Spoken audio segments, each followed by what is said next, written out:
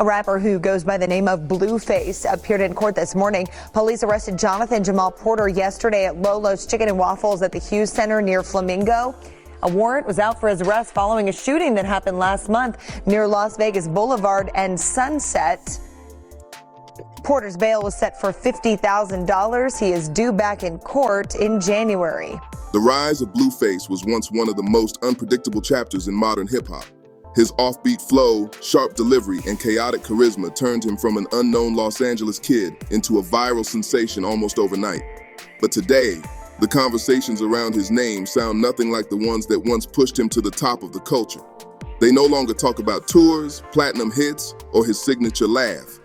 Instead, his story echoes through courtrooms, prison walls, and a world trying to understand how a superstar fell so far, so fast. In August of 2024, inside a tense Los Angeles courtroom, Blueface stood before a judge who had heard enough. His legal troubles had stretched across years, shaped by a probation that came from a 2021 assault on a Hollywood nightclub security guard. His lawyers argued he had changed, that maturity had replaced recklessness, but the judge wasn't convinced. With a slow, measured voice, she delivered the sentence that would close one chapter of his life and begin another. 4 years in a California state prison. The courtroom fell silent. Blueface didn't argue, didn't speak, didn't react beyond a subtle lowering of his head as the weight of the moment settled onto his shoulders. He was escorted out quietly, leaving behind a world that once celebrated him. He was taken to North Kern State Prison, a high-security facility far from the flashing lights and Instagram fame his life had been built on. What happened next would transform him in ways even his closest supporters didn't expect. When the first photos of Blueface behind bars leaked across social media, the internet froze. The man in the images barely resembled the rapper people thought they knew. He looked hardened, heavier with muscle, covered in fresh ink, his face stripped of the grin that once defined his personality. This was not the Blueface who danced through music videos or sparked viral chaos online. This was a man reshaped by consequence. Fans reacted instantly. Some celebrated the transformation, calling it discipline, growth, even rebirth. Others saw pain in his eyes, the kind that comes from isolation and regret. His mother, Carissa Saffold, spoke publicly about his physical and emotional shift, insisting he looked healthier than ever, that prison had forced him to sit still, reflect, and confront everything he'd been running from. At the same time, his on-again, off-again partner, Chrisean Rock, lit social media with messages of loyalty, heartbreak, and a promise to stand with him through the uncertainty. Their relationship, long defined by volatility and chaos, now carried an eerie kind of quiet, like a storm paused in midair. Blueface's fall isn't a simple story of crime and punishment. It's a story about fame arriving before the foundation was ready. A story about a young man pulled between spotlight and self-destruction, between chaos and clarity. And now, in the silence of a prison cell, he faces a truth he can't escape. The world that once cheered for him cannot save him here. Inside North Kern State Prison, time moves differently. Days stretch, nights echo, and reputations, no matter how loud or viral they once were, mean absolutely nothing.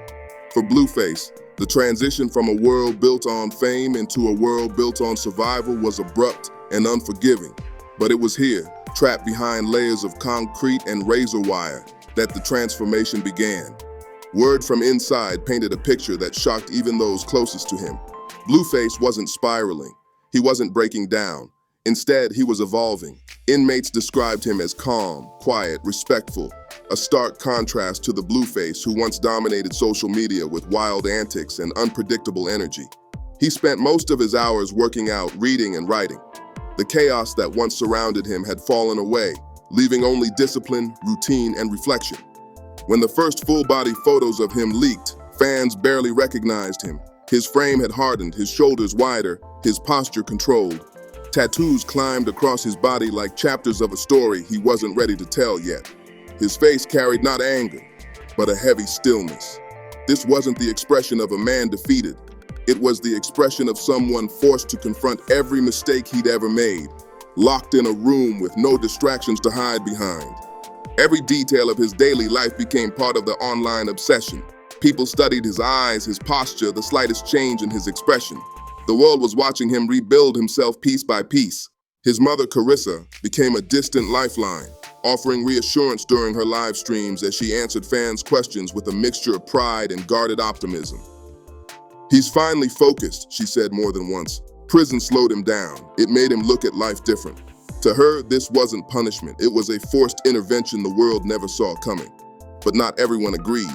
Critics argued that his transformation was cosmetic, that years of violent incidents, public arguments, and reckless decisions had already locked him into a narrative he couldn't escape. His reputation was fractured long before any judge ever signed his sentencing papers. His career, they insisted, may never recover. Yet others insisted the opposite, that hip-hop has never turned its back on the concept of redemption. History is filled with artists who went into the system broken and walked out sharper, wiser, and more grounded. Blueface, for all his flaws, still carried something rare: authenticity. Even at his worst, he never pretended to be anything other than who he was. That rawness, some said, is exactly why fans still care. Inside North Kern, Blueface filled notebook after notebook with lyrics. Lyrics about regret, about survival, about the cost of fame and the loneliness that hides behind it. According to those closest to him, he wasn't writing for charts or clout. He was writing to stay sane, writing to stay human. Behind bars, stripped of distractions, he had become a student of his own life. And for the first time in years, the noise was gone. Only truth remained. While Blueface adjusted to the stillness of prison life, the world outside moved with its usual chaos. But every conversation, every headline, every live stream kept looping back to the same question. What happens to a man's life when the noise he built suddenly stops? And even more quietly, somewhere beneath the surface of every debate, lived an even heavier question. Who is really waiting for him on the outside? His relationship with Chrisean Rock became the center of that storm.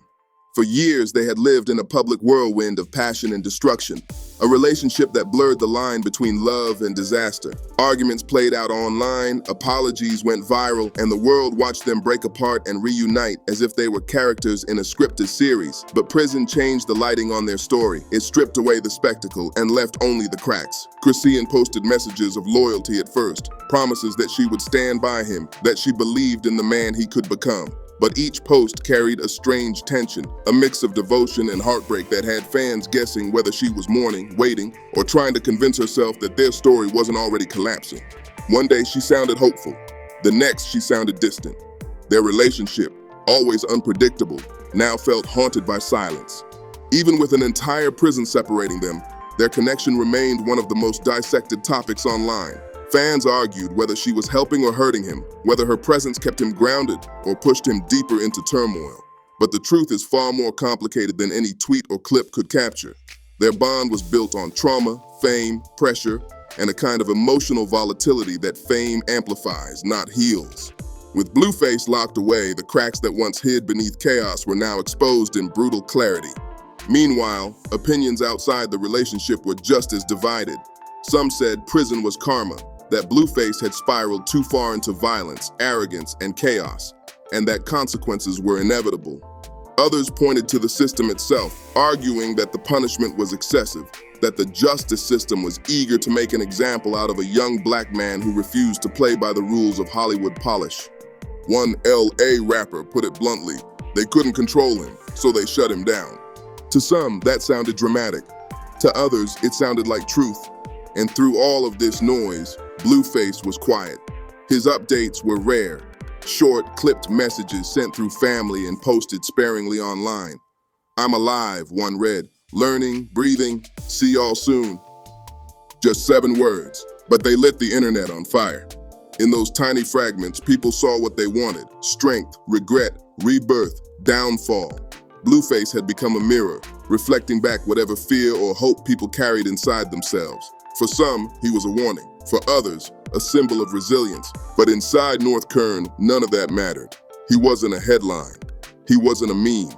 He wasn't the offbeat rapper who once went viral for dancing through chaos. He was just another man with a number, a bunk, a pin, and a past that finally caught up with him. As the months passed, stories from inside North Kern State Prison began to trickle outward. Not through dramatic leaks or sensational headlines, but through quiet whispers, family updates, brief messages from other inmates, and rare comments made by staff members who interacted with Blueface daily. What emerged was a portrait of a man shifting, reshaping, and reclaiming parts of himself he hadn't touched since before fame altered his world. Gone was the Blueface who entertained chaos like sport. Instead, sources described a man who woke early, kept his head down, and built routines the way he once built verses: stacked, layered, intentional. The physical transformation was obvious first. The man who had walked into the facility with lean arms and a sharp frame now carried muscle across his chest and shoulders. His posture changed too, heavier but grounded, like someone who finally realized there's no outrunning the weight he had been avoiding for years. But the more profound change wasn't in his body, it was in his stillness. In a place where noise never stops, Blueface found a strange calm. He stayed away from trouble, listened more than he spoke, and spent hours in the yard moving in clean, repetitive motions, as if trying to burn his old life out of his muscles. Some inmates said he kept mostly to himself.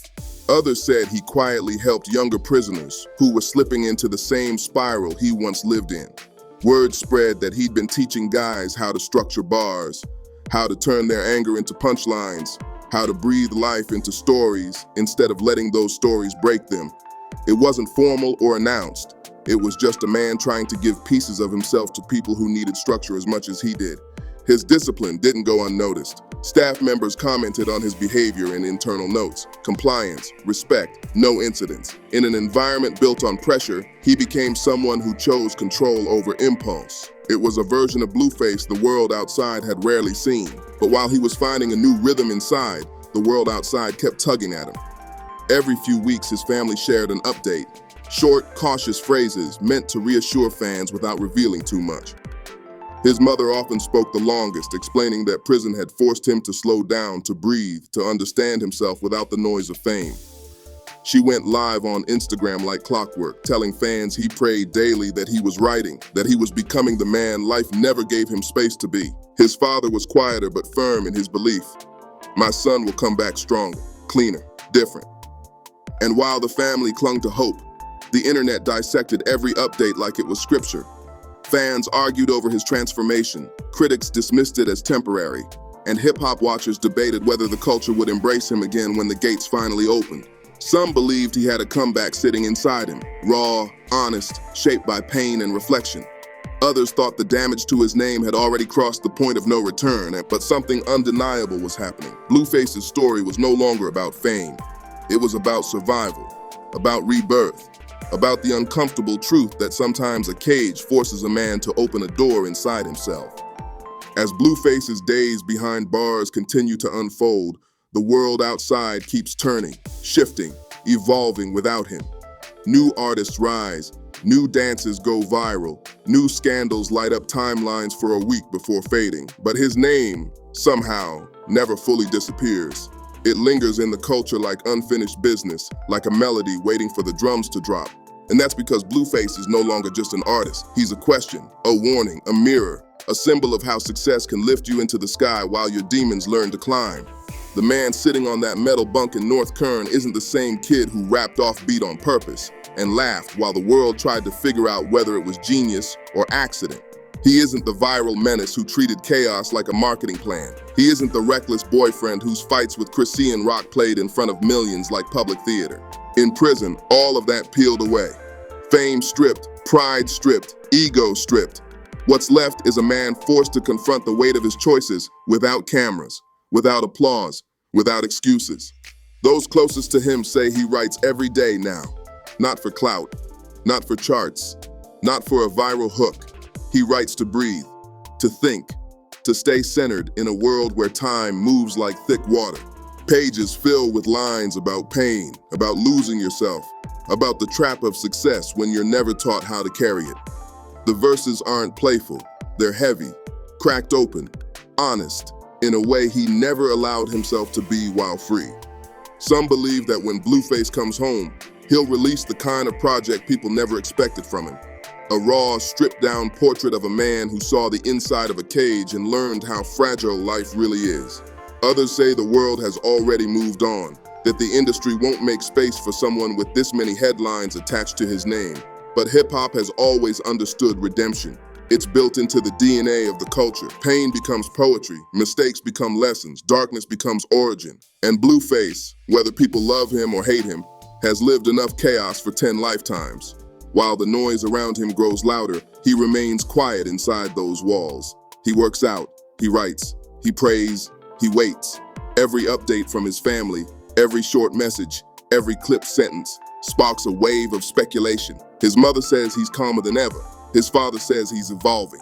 Grayson's tears and outbursts keep fueling the conversation even without him present.